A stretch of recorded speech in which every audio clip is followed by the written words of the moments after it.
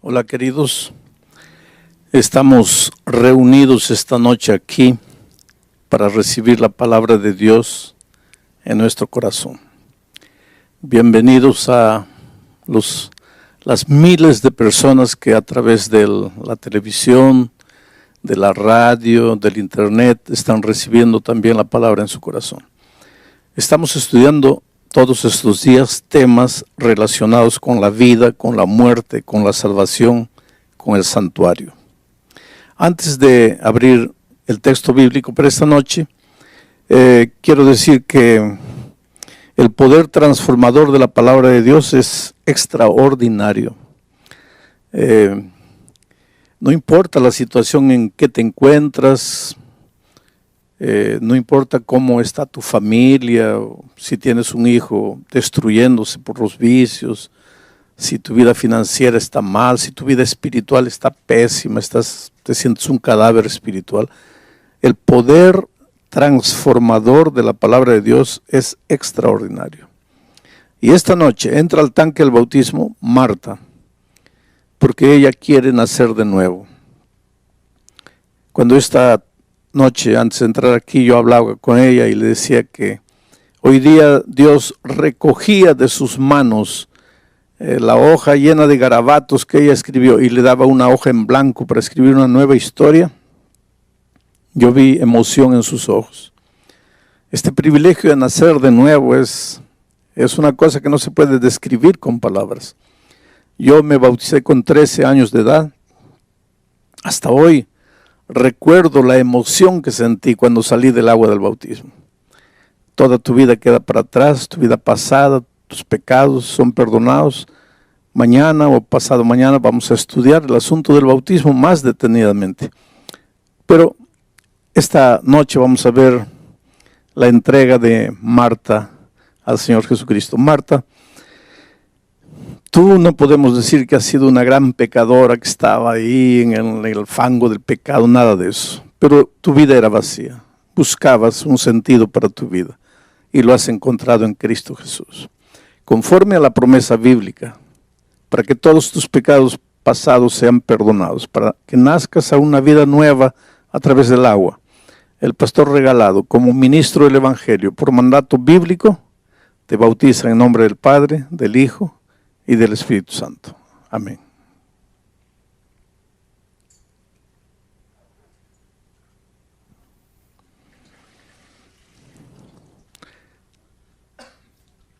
A mí me gusta decir, miren los ojos.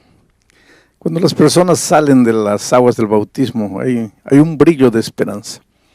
Las cosas viejas pasaron, he aquí todo ha sido hecho de nuevo.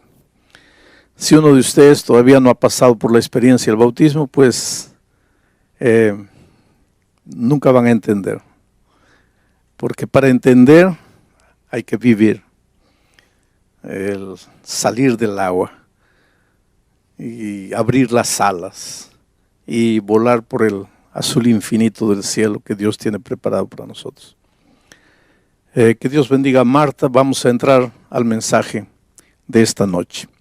Voy a hacer una pequeña revisión para que ustedes entiendan.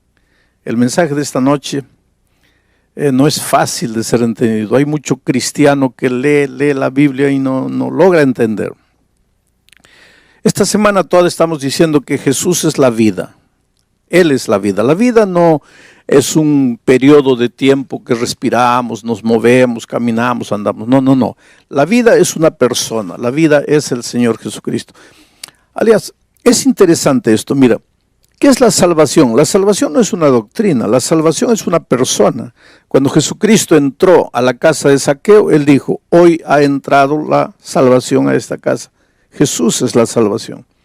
Si quieres ser salvo, no tienes que tratar de hacer nada. Si quieres ser salvo, tienes que vivir en comunión con la persona salvación y ya estás salvo porque Él es la salvación.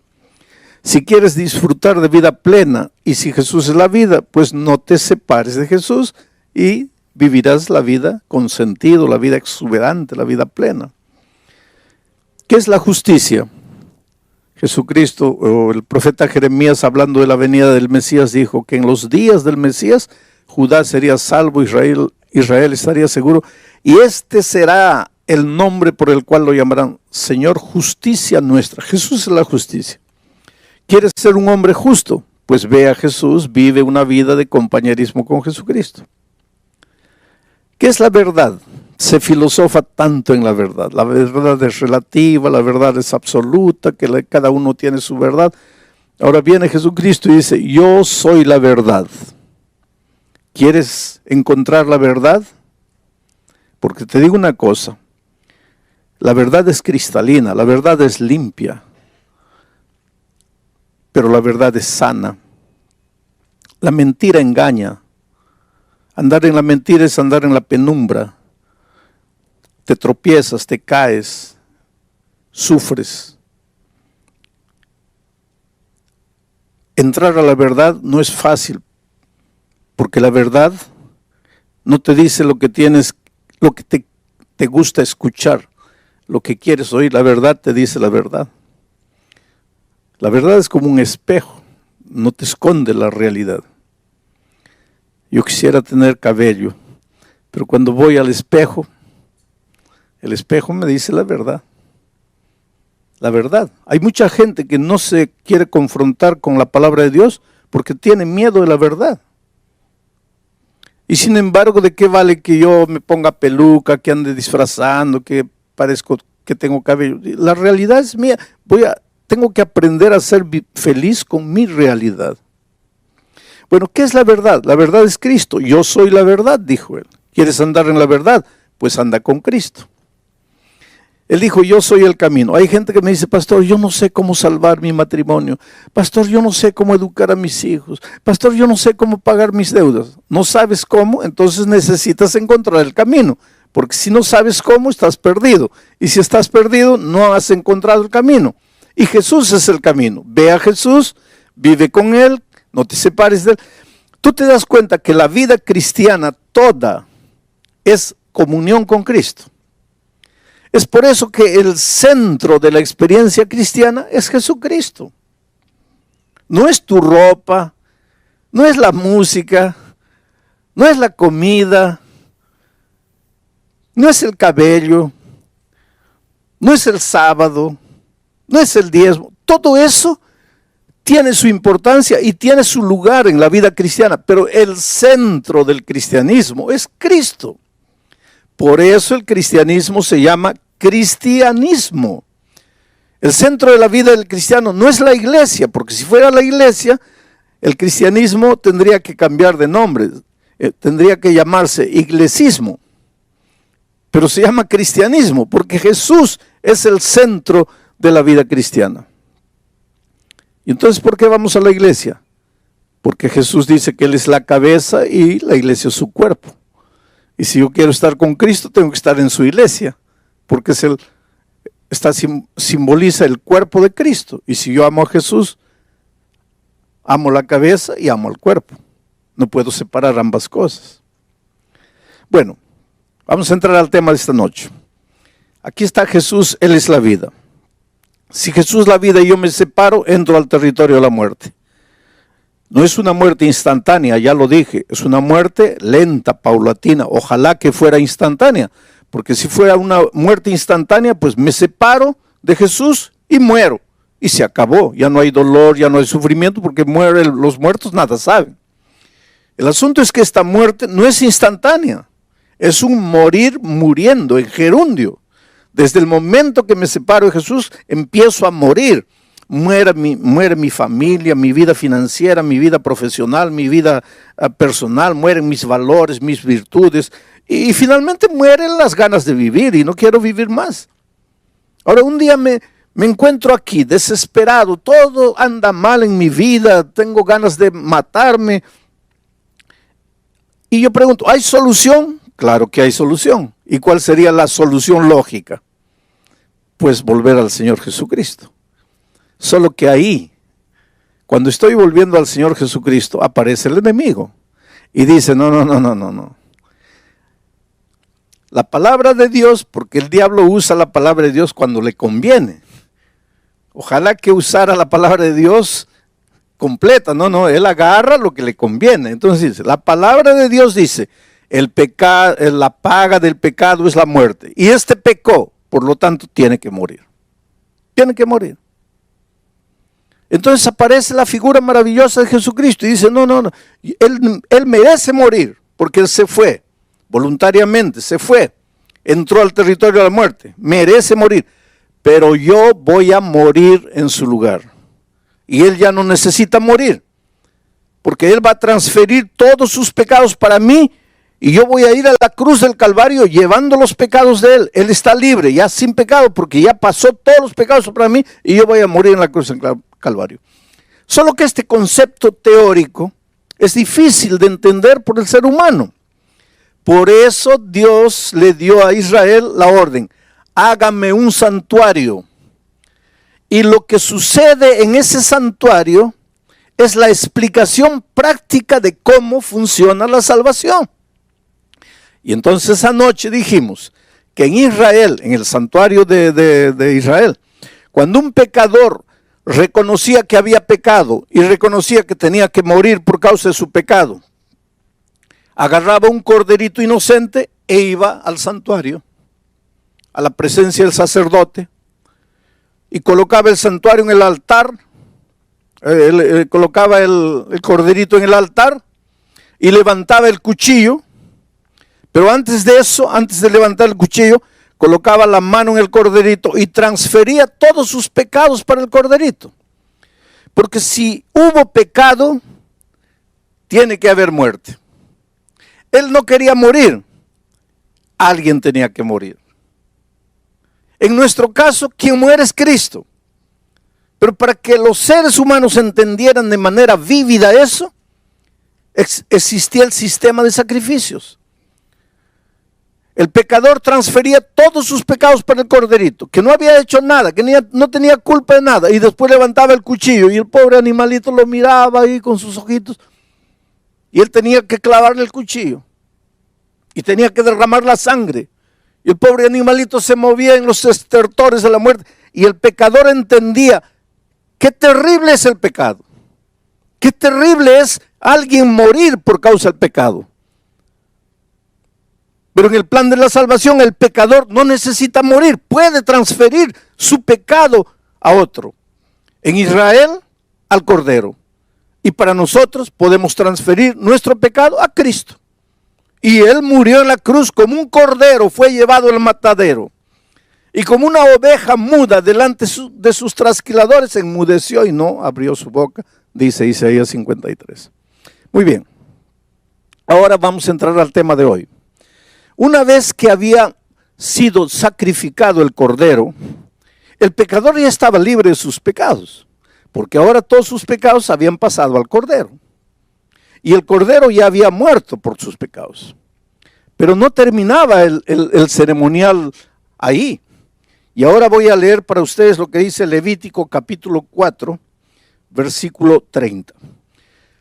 Luego que el corderito había muerto y la sangre se había derramado, luego, con su dedo, el sacerdote tomará de la sangre y la pondrá sobre los cuernos del altar del holocausto y derramará el resto de la sangre al pie del altar. O sea, queridos, escuchen, una vez que el corderito había muerto, la sangre se había derramado, el sacerdote mojaba su dedo en la sangre del cordero y mojaba los cuernos del altar, la parte más alta del altar, y derramaba la sangre en el santuario. Y de esta manera, los pecados del pecador que habían sido transferidos para el cordero, ahora eran transferidos para el santuario. Y aquí viene lo difícil y lo que mucha gente no entiende. Pero ¿por qué tenía que ser esos pecados? Tenían que ser transferidos al santuario. Una vez por año, Dios le daba a Israel una orden. Y les voy a leer la orden que Dios le daba a Israel. Y esto se realizaba una única vez por año. Levítico capítulo 6, versículo 25. Dice así: habla a Aarón y a sus hijos y diles: esta es la ley del sacrificio expiatorio. En el lugar donde se degüella el holocausto será degollada la ofrenda por el pecado delante de Jehová. Es cosa santísima. El sacerdote que la ofreciere por el pecado la comerá en lugar... Antes quiero explicarles esto. Mira, una vez que el sacerdote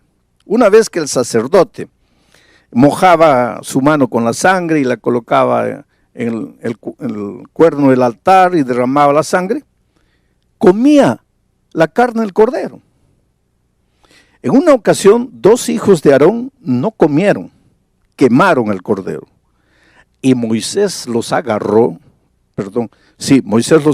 y les dio una reprimenda. Y les dijo, ¿por qué ustedes quemaron? No, porque pensamos que era mejor quemar. No es que pensaron. Es que aquí hay un significado. ¿Y cuál era el significado? ¿Por qué el sacerdote tenía que comer esa carne? Recuérdense que los pecados del pecador habían sido transferidos al corderito. Recuérdense que esa sangre, de cierta manera, estaba manchada del pecado del pecador. Esa carne también. Ahora los pecados eran transferidos para el santuario. Y el sacerdote también asumía de cierta manera los pecados del pueblo al comer de la carne. Ahora, todo esto va a tener sentido en los temas posteriores. Pero una vez por año, ya les estaba diciendo, una vez por año, miren lo que sucedía. Así purificará el santuario a causa de sus impurezas de los hijos de Israel, de sus rebeliones y de todos sus pecados. De la misma manera hará también el tabernáculo de reunión, en el cual reside entre ellos en medio de sus impurezas. Una vez por año tenían que purificar el santuario. ¿Qué día y cómo se hacía esto? En el versículo 29 dice, en el mes séptimo, a los 10 días del mes afligiréis vuestras almas y ninguna obra haréis, ni el natural ni el extranjero que mora entre vosotros, porque en ese día se hará expiación por vosotros y seréis limpios de todos vuestros pecados delante de Jehová. Muy bien, ahora voy a tratar de explicarles este asunto. Miren, cuando el pecador transfería sus pecados al cordero, él se iba libre. Ya no tenía pecado, porque su pecado había pasado para él. Ya no necesitaba morir él, porque el corderito moría en su lugar. Pero a través de la sangre del cordero, los pecados eran transferidos para el santuario. Los pecados no se evaporaban. No es porque él dijo, perdón, ya se hicieron humo. Los pecados estaban registrados, estaban manchados en el altar del santuario con la sangre del cordero. Y por eso Dios decía, y una vez por año tienen que purificar el santuario. Quiere decir, ¿qué significa purificar el santuario? Tienen que sacar el pecado del santuario y llevarlo a su verdadero origen.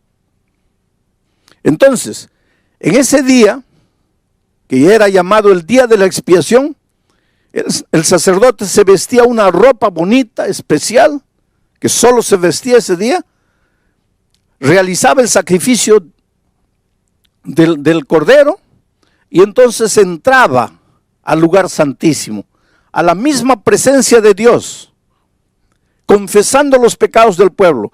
Mientras el sacerdote estaba haciendo eso en el santuario, el pueblo en el patio estaba orando, suplicando a Dios. Ese era un día de juicio. ¿Pero qué juicio? ¿Juicio de qué? Dios desde el cielo estaba viendo, ¿quién cree que este cordero de verdad murió por sus pecados? Porque una cosa es creer con la boca y otra cosa es creer con el ser entero. Por eso ese día era un día de investigación. Dios quería saber quién de entre el pueblo realmente creía que ese cordero había muerto en su lugar. Mientras eso, el sacerdote en el lugar santísimo estaba haciendo todo el ceremonial. Pero sucedía otra cosa. Ese día se traían 2 machos cabríos, cabra macho. 2 machos cabríos se traían al santuario. Ahora miren, todo esto está escrito ahí. Cuando ustedes tengan tiempo, lean. Se escogía un macho cabrío para representar a Cristo. Era ese macho cabrío dedicado a Dios. El otro macho cabrío era dedicado a Azazel. Azazel era un símbolo de los demonios, del diablo, en realidad. El macho cabrío dedicado a Dios era sacrificado. Como todos los días, el animalito era sacrificado. Ese animalito simbolizaba al Cordero de Dios que un día iba a pecar el mundo, iba a limpiar el pecado del mundo.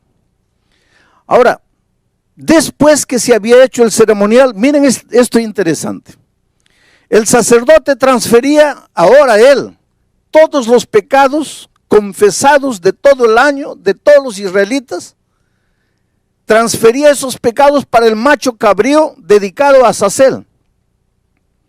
Y lo soltaba al desierto.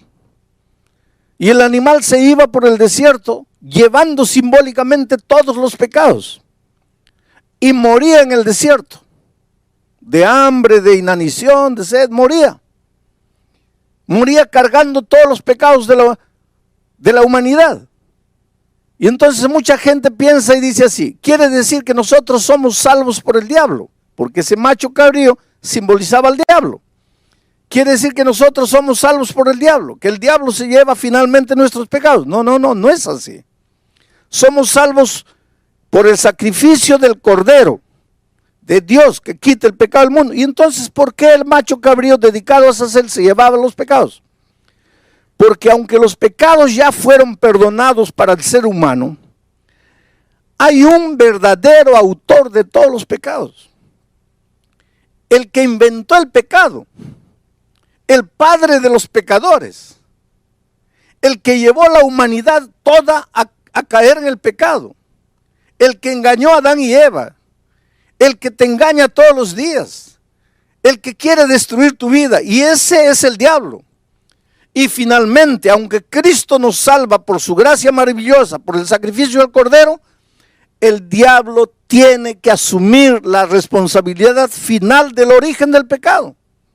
Y es por eso que ese macho cabrío era llevado y llevaba cargando simbólicamente los pecados confesados de todo el pueblo. No para hacer expiación por el pueblo, porque quien hacía expiación era el Cordero de Dios. Él llevaba porque finalmente era el responsable del origen de todos los pecados. Ahora yo sé que todo esto es un poco complicado, pero es lo que la Biblia dice y yo tengo que explicarlo de la mejor manera, de la manera más... Miren que yo estoy saliendo de las complicaciones para tratar de explicarles de la manera más simple. Pero lo que realmente me importa esta noche es que tú eres precioso a los ojos de Dios. Es que Dios te ama y te voy a contar una historia de la vida real para ver cómo es el amor redentor de Dios y para mostrar que si un día te pierdes, va a ser únicamente porque quieres perderte, no porque caíste, porque caer todo el mundo puede caer, sino porque no creíste en el amor de Dios y en el poder transformador de Dios. Antonio era un muchacho de 14 años. Nunca conoció a su padre. Tenía un hermanito de 10 años, hijo del mismo padre. La madre, en su afán de poder educar a los hijos, de poder ayudar, se casó con un hombre perverso, un hombre malo, un alcohólico, que no trabajaba, solo bebía, golpeaba a la madre. La pobre madre trabajaba lavando ropa, salía de día, de mañana, volvía en la tarde cansada, trayendo el dinero que había trabajado y el hombre la golpeaba, le quitaba el dinero, se iba a beber. Era una vida de miseria y en ese ambiente Antonio fue creciendo, ya tenía 14 años. Hay una cosa interesante, queridos, los hijos crecen y eso es una cosa que nosotros tenemos que colocar en la cabeza, los hijos crecen. El otro día yo estaba viendo una pareja que había sido invitada a un matrimonio de estrellas de televisión y la pareja quería ir, habían sido invitados, pero tenían una pequeñita de 2 años y no tenían con quién dejar a la niña. Y la señora estaba molesta y en un arranque de ira dice, ay, pero ¿cuándo crecerá esta niña? Y yo pensaba en mi corazón, ojalá que nunca creciera. Ojalá que se quedara con 2 años para el resto de la vida. Porque ¿qué trabajo te da una niña de 2 años? Que hay que cambiarle los pañales, que hay que acostarla, que hay que darle la comida. Ese es trabajo. Espera que tengan 14 años para que tú veas lo que es trabajo. Esperan que tenga 15 años para que veas lo que es dolor, lo que es sufrimiento. Y ahí te vas a agarrar la cabeza y decir, ay, ¿por qué creció esta niña? ¿Por qué no se quedó con 2 años? Bueno, este muchachito creció, ya tenía 14 años. Desde pequeñito vio a su madre ser golpeada por aquel hombre que no era su padre. Vio a su madre ser abusada. Y fue creciendo con odio en su corazón hacia el padrastro. Y un día el hombre llegó, golpeó a la madre, le quitó el dinero, se fue a beber, volvió completamente ebrio, se acostó en el sofá, estaba durmiendo. Y este muchacho pensó así, lo voy a matar, lo voy a matar.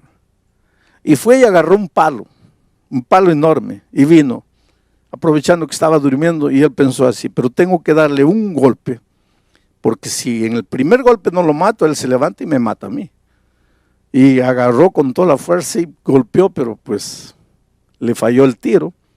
El hombre, el borracho, se despertó y ahora él vino encima del muchacho. Y él tuvo que abandonar esa casa definitivamente. El hermanito de 10 años corrió atrás de él. Y allá en la esquina de la casa le dice, ¿ahora qué vas a hacer? Y el muchacho de 14 años, el hermano mayor, le dice, mira, me voy, porque este tipo me va a matar. Me voy. Y el hermanito de 10 años le dice, pero mira, llévame contigo, porque él la va a descontar conmigo, llévame contigo. Y él miró a su hermanito de 10 años y le dice, mira, yo quisiera llevarte, pero no puedo, porque la vida no va a ser fácil para mí. ¿Cómo sobrevivir? ¿Y para qué te voy a hacer sufrir? Sobrevivir yo de alguna manera voy a lograr, pero contigo. Tú eres un niño, tú necesitas quedarte. Está mamá ahí. Y el hermanito le dice, no, llévame contigo. No, no puedo llevarte, trata de entenderme. Y el muchachito comenzó a llorar y él comenzó a irse, viendo llorando a su hermano. Por favor, llévame, llévame. Y el hermano se fue. Y pasó miseria, comió basura, vivió en la calle mucho tiempo, hasta que un día llegó un crucero, un navío a su ciudad y se metió ahí de polizonte, sin que nadie supiera. Estuvo una semana en el barco, muriendo de hambre, sin comer, escondido en el depósito, hasta que un día lo descubrieron y lo llevaron al capitán. Y el capitán le preguntó, ¿y cómo entraste aquí? Y le dijo, te voy a arrojar ahora al mar. No, por favor. Entonces le dijo el capitán, mira, vas a ir a la cocina y vas a ayudar al cocinero, a los cocineros allá, a lavar platos, a pelar papas, ve allá.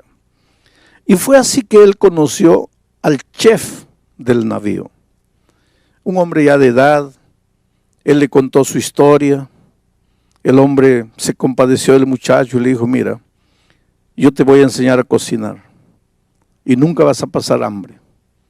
Y esta es una profesión que te va a dar mucho dinero. Y lo adoptó prácticamente como su hijo. Y lo fue cuidando y enseñando. Después, cuando llegaron a la ciudad, lo dejó ahí, pero después fue visitándolo, ayudándolo, enseñándolo.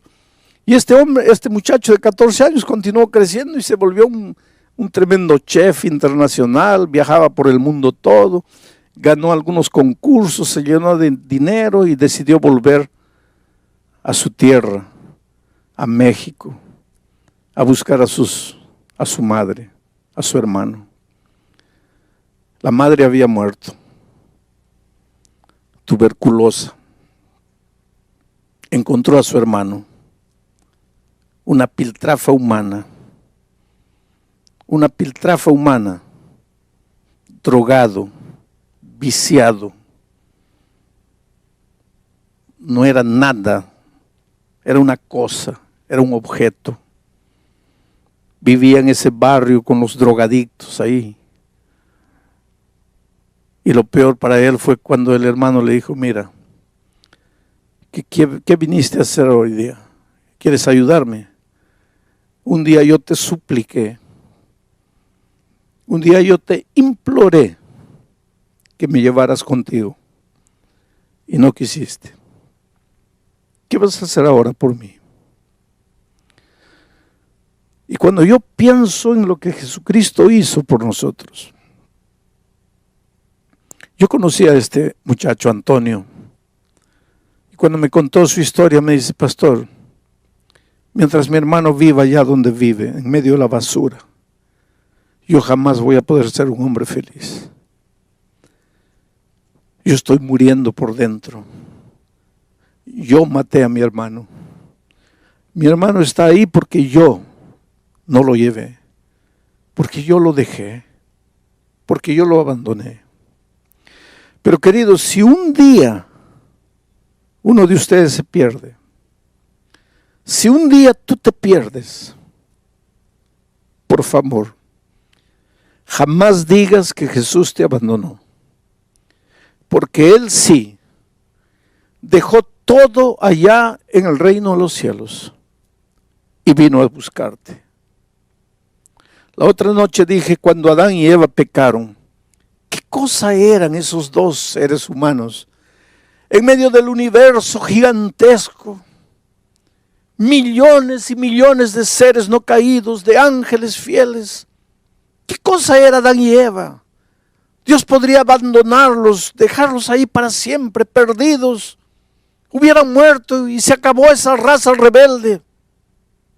Dios podría haber creado otros mundos, otros hijos mejores. Pero Él dejó todo en el reino de los cielos y vino a esta tierra, porque tú eres importante. A veces golpeado por la vida, a veces destruido por tus propios errores, atormentado por tu conciencia, azotado por tu culpa. Te preguntas, ¿qué ve Dios en mí para buscarme? Yo no sé. Jamás lo sabré. Porque yo no sé qué vio Dios en mí para buscarme. Una cosa sé. Necesitas parar de correr. Necesitas dejarte encontrar por el Señor Jesús. Necesitas confiar menos en tus fuerzas y más en el amor maravilloso de Jesucristo. Estás inmerso en un mundo materialista, en un mundo consumista, en un mundo humanista que te enseña, saca la energía interior, saca la vibra. ¿Qué energía interior? Dentro de ti solo hay un pozo de frustración, de fracaso. Levanta tus ojos al cielo, clama a Dios, ríndete, entrégate, sométete al poder divino. Dile: Señor Jesucristo, he intentado todo, he luchado solo, estoy cansado, estoy herido, no puedo más. Déjate encontrar por el Señor Jesucristo. Él ya vino a la tierra, Él asumió tu culpa, Él cargó tus pecados, Él murió en la cruz del Calvario por ti. Él fue despreciado, rechazado, azotado, Él sangró, a Él lo insultaron para que a ti nadie te rechace. Las puertas se abrieron. Bienvenido a la familia de Dios. Pero tienes que venir con tus propias piernas. Tienes que querer. Dios no te puede arrastrar. Por eso la Biblia dice: hoy es el día de buena nueva. Hoy es el día de salvación. Allí donde estás, entrégate al Señor Jesucristo. Ríndete. Deja de correr solo, deja de luchar solo. Dale a Dios la oportunidad de hacer por ti lo que tú no puedes. Pero te voy a leer un texto más para terminar el mensaje de esta noche. ¿Qué tiene que ver la historia del sacrificio? ¿Qué tiene que ver el ceremonial de la expiación? ¿Qué tiene que ver lo que el sacerdote hacía en el día de la expiación? ¿Qué tiene que ver la purificación del santuario con nosotros? Hebreos capítulo 9, versículos 12, 13 y 14 dice lo siguiente. Y no por sangre de machos cabríos, ni de becerros, sino por su propia sangre, entró una vez para siempre en el lugar santísimo, habiendo obtenido redención eterna. Porque si la sangre de los toros y de los machos cabríos y las cenizas de la becerra, rociadas a los inmundos, santifican para la purificación de la carne, cuanto más la sangre de Cristo, el cual mediante el Espíritu Eterno se ofreció a sí mismo sin mancha a Dios, cuanto más limpiará vuestras conciencias de obras muertas para que sirváis al Dios vivo. Obras muertas. Oh querido, todos esos animalitos que eran sacrificados en el tiempo de Israel simbolizaban al Señor Jesucristo, que murió